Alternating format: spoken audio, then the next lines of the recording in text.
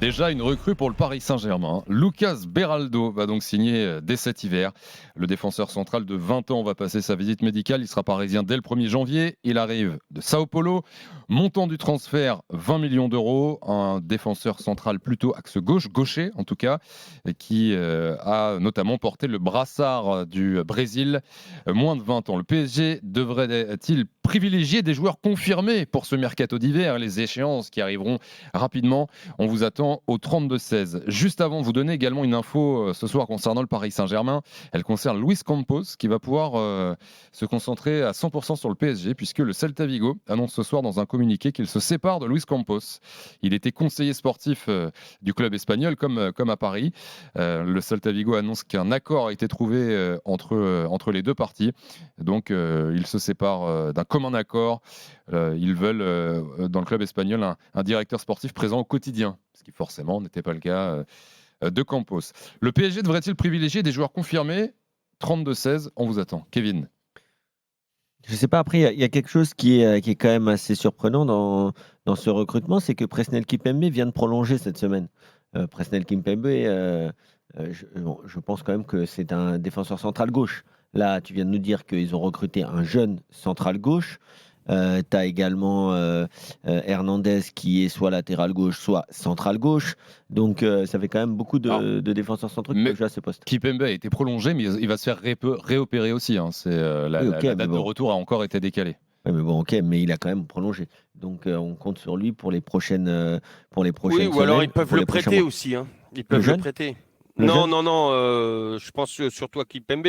Moi, je pense que je pense pas que Kimpembe a prolongé pour être prêté. En tout cas, quoi qu'il arrive, il est pas prêt de revenir. Il est pas prêt de revenir. Il va repasser sur le billard. Oui, c'est pas pour tout de suite. Après, moi, je pense que c'est au-delà de privilégier les joueurs, tu disais un peu plus expérimentés, tout ça. Je pense que quand tu es le PSG, que tu as cette opportunité, tu privilégies l'opportunité. Et ce joueur-là, c'était une vraie opportunité à ce poste-là.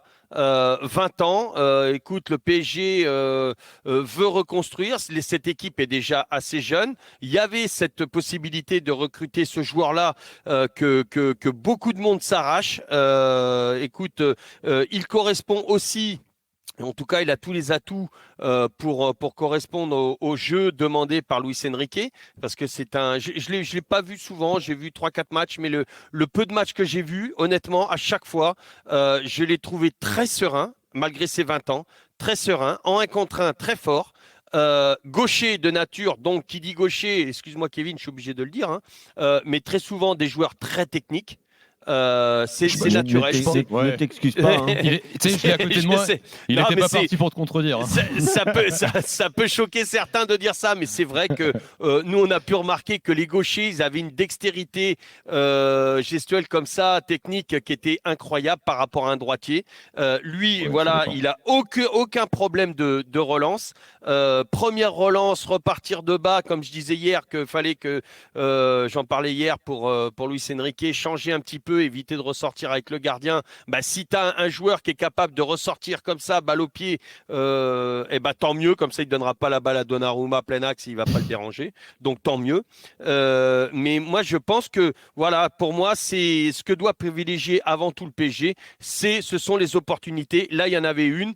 Il fallait la saisir. Après, oui, il va falloir des joueurs confirmés, notamment, je pense, dans le milieu quand même, si le PSG veut être un peu plus conquérant. Alors si je comprends ce que tu dis, Lionel, c'est-à-dire que la opportunité, ok, on prend, mais c'est pas sur lui qu'on compte. Par exemple, en février, en 8e de finale de Ligue des Champions face à la Real Sociedad, on est bien d'accord. Faut j'espère.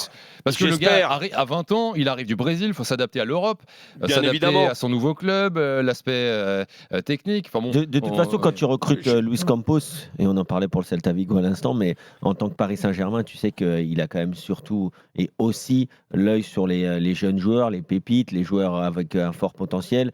Normalement, il se trompe rarement, même si certains peuvent considérer qu'il y a eu aussi des échecs, notamment à Lille, mais de toute façon, il n'y a pas de recrutement parfait. Il y a toujours quelques joueurs qui ont du mal à s'adapter. Il y a plus de bonnes pioches que d'échecs. Il y a quand même beaucoup plus de bonnes pioches que d'échecs. Et donc, on peut lui faire confiance. Maintenant, est-ce qu'un joueur de 20 ans, c'est ce qu'a besoin le Paris Saint-Germain aujourd'hui? En effet, je ne suis pas sûr. Dans l'immédiat, non, Kevin. Mais après, quand tu connais Campos, tu te dis que peut-être que dans les 6 prochains mois, il va se mettre au niveau et qu'ensuite, ce sera un potentiel titulaire, même si normalement c'est un poste de défenseur central un peu comme celui de gardien, où tu as besoin peut-être d'un peu plus de maturité. Ça dépend des cas. Quand on voit Lenny Yoro avec Lille, ou Todibo et Saliba, notamment les Français qui jouent assez jeunes et qui sont plutôt bons. Mais tu le disais, Thibaut, et je pense que c'était le moment, parce que même si on compte pas dessus pour cette deuxième moitié de saison, le gars doit arriver, changer de culture. Bon, il va changer de ville, il va changer de climat, il va changer de club. Donc tout va être différent pour lui. Il va aussi regarder quel est l'ADN du vestiaire, comment on fait pour gagner ou perdre ou préparer les matchs avec le PSG. Il va apprendre à connaître aussi son entraîneur. Donc pour moi, le recruter maintenant pour un futur assez proche et pourquoi pas l'année prochaine.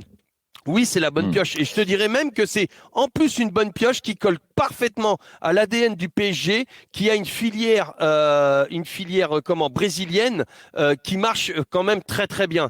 Le PSG et le Brésil, c'est une histoire d'amour. Il y a souvent de très très très bons joueurs. À chaque fois, ça s'est bien passé. Donc c'est tant mieux. L'hiver, c'est pas toujours les meilleurs, mais bon. Oui, les hivers, c'est Everton et Santos, par exemple. Mais bon, c'est aussi Lucas, si je me souviens bien. Il a mis quelques mois à s'adapter. Ouais, mais eux, on les voulait tout de suite.